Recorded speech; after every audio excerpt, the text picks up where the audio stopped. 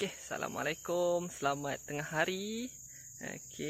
Jadi hari ini hari lembap, hujan. Tapi pagi tadi kita mengutip getah. Jadi sekarang tengah hari, saya di kebun makanan ternakan saya lah. So kalau you guys boleh tengok, ini pokok Indigo Vera. Ini pokok Indigo Vera. Dan tu ada Napier. Dan ini juga turi, turi putih yang baru saya semai, baru saya tanam. Turi putih. Ini adalah barisan Indigo Vera dalam umur sebulan lebih. Saya dah pindah ke tanah. Jadi hari ni aktiviti kita adalah menyemai Moringa olivera. Ini Kaliandra. Jadi sini yang saya sebut tadi, turi ataupun geti, Indigo Vera dan Moringa ni semua, dan Kaliandra adalah spesies legume, ataupun kekacang yang mana sangat sesuai lah untuk dijadikan makanan ternakan sebagai sumber protein untuk kita, untuk develop muscle dia, berat badan dia. Jadi kalau kita nak bagi makan, dan dalam masa sama untuk kita mengatasi masalah kenaikan harga konsentrat. Jadi kita boleh tanam legumes selain daripada rumput. Kita boleh tanam legume lah. Yang ni saya baru tanam dalam seminggu. InsyaAllah nanti dia dah naik, kita akan nampak lah berbaris-baris. Ini hutan tebal. Dan ini adalah anak moringa. Jadi inilah dia Moringa olivera, ataupun kita kenal sebagai dekat Malaysia ni pokok kelo lah, ataupun kacang kelo. Jadi dia spesies kacang ataupun legumes ataupun fabaceae. Dia daripada family tu. Sama macam Indigo Vera,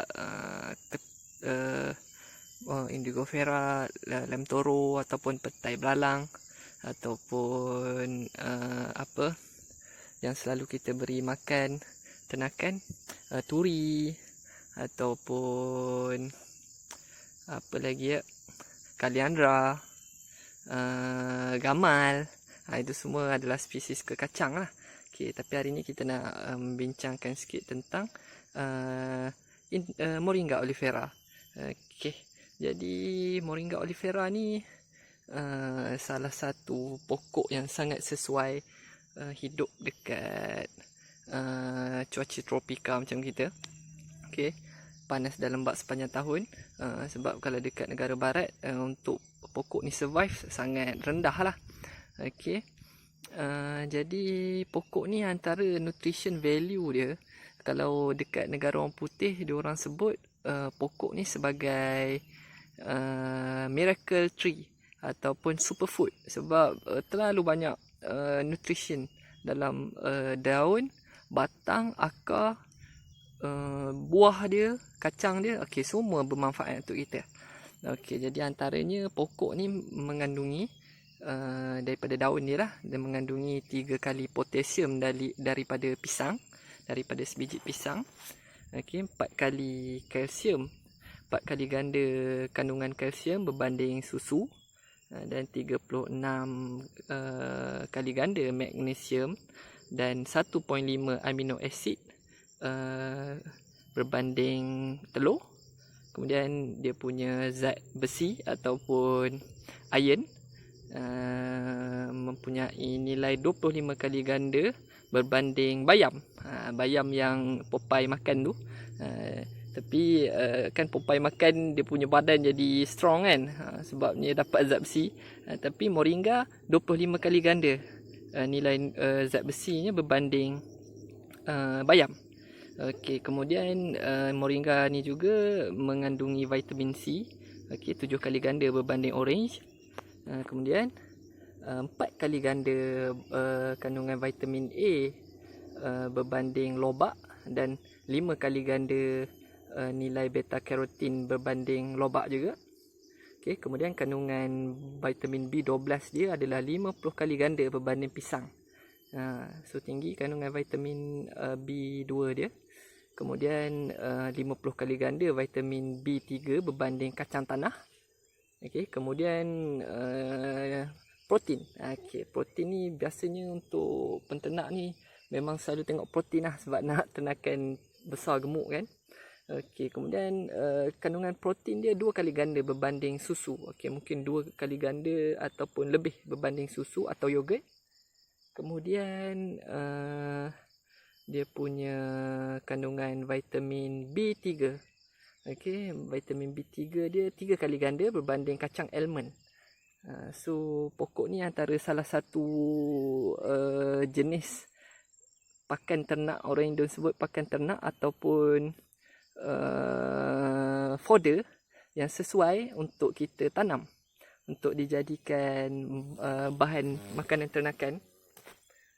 Kemudian sebab pokok ni pun bila kita tuai dia punya daun, dia punya growth rate dia, regrowth rate dia ataupun tumbuh semula dia tu tinggi. Jadi kita tak ada masalah lah untuk kita tuai selalu. Dan pokok ni juga kalau untuk maklumat tambahan, spesies kekacang ni ataupun legumes, dia berfungsi sebagai akar. Legumes ni berfungsi sebagai pengikat nitrogen dalam tanah. Dia pengikat nitrogen dalam tanah, jadi akan menyebabkan tanah lebih subur lah bila kita tanam nitrogen, bila kita tanam legumes dekat tanah kita. Jadi Allah jadikan sifat pokok kekacang ni antaranya adalah untuk menyuburkan tanah. Okey, begitulah sedikit untuk Moringa oleifera. Okey, jadi saya akan tanam pokok ni mungkin dalam jarak antara 3 kaki setiap satu. Okey, ni yang saya dah tanam. Okey, ada dalam 1, 2, 4, 8, 12. Okey, ada dalam 15 pokok campur sana. Dengan sana pun dah ada saya tanam. Mungkin dalam 20 pokok lah, 20 lebih pokok yang setelah saya tanam. Jadi kita akan tanam dan kita akan semai lagi biar penuh kawasan ni dengan sumber makanan ternakan. Sebab bila kita bela ruminan ni, masalah utama dia adalah daripada pemakanan. Bukan masalah lah dia punya titik tolak untuk perkembangan perusahaan kita ni adalah daripada makanan ternakan.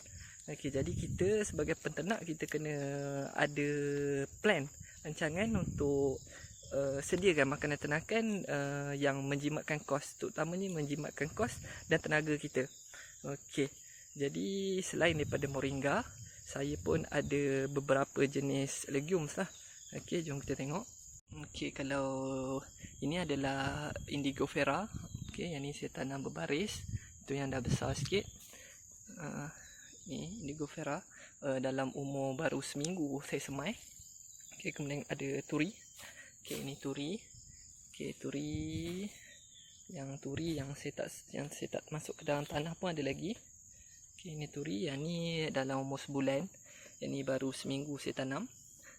Okey. Petai belalang pun ada, tapi saya tak tanam lagi.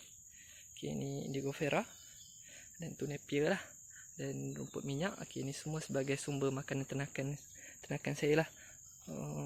Sebab saya pun baru lagi, jadi banyak mentor-mentor dan ototai. Okey, cikgu-cikgu saya cakap sediakan makanan dulu, baru fikir nak bela kambing. Okey, jadi ini adalah kaliandra. Kaliandra ni pun legume.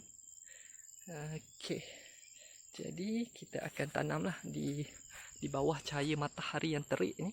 Kita akan tanam. Okey, jadi cara penanamannya mudah. Macam saya semai dulu biji benih. Kemudian dia dah tinggi dalam sekaki lebih, baru saya pindah ke tanah. Okey, jadi kita cabutkan dia dari polybag. Okey, kita boleh tengok akar dia semua. Akar dia dah merebak. Jadi kemudian kita masukkan saja ke dalam tanah secara berhati-hati. Okey. Jangan sampai tanahnya pecah dan akarnya rosak. Okey, bismillah. Okey, kita masuk je. Okey, moringa ni dia sesuai dekat tanah yang kering pun dia sesuai. Okey, dia adalah drought resistant ataupun tahan kemarau. Jadi tak ada masalah lah kalau tanah tu kita tak perlu dulu pun tak apa. Okey, tanah yang kurang baik saliran pengairan dia, yang tak berapa elok pengairan dia pun sesuai untuk kita tanam moringa ni. Okey. Ya, kemudian kita kambus saja. Kambus, insya-Allah hujan nanti mampatlah balik tanah ni. Semalam pun hujan. Okey. Jadi bila pokok ni dah berketinggian, kebiasaannya dia dah dalam tinggi 2 meter. 2 meter saya akan start untuk first harvest lah. Untuk pertama kali harvest. Bila dia dah mencapai ketinggian 2 meter. Okey, kemudian saya akan tuai sebulan sekali. Okey, baju yang kita boleh pakai untuk organik macam saya memang saya pakai tinja kambing lah sebagai baju.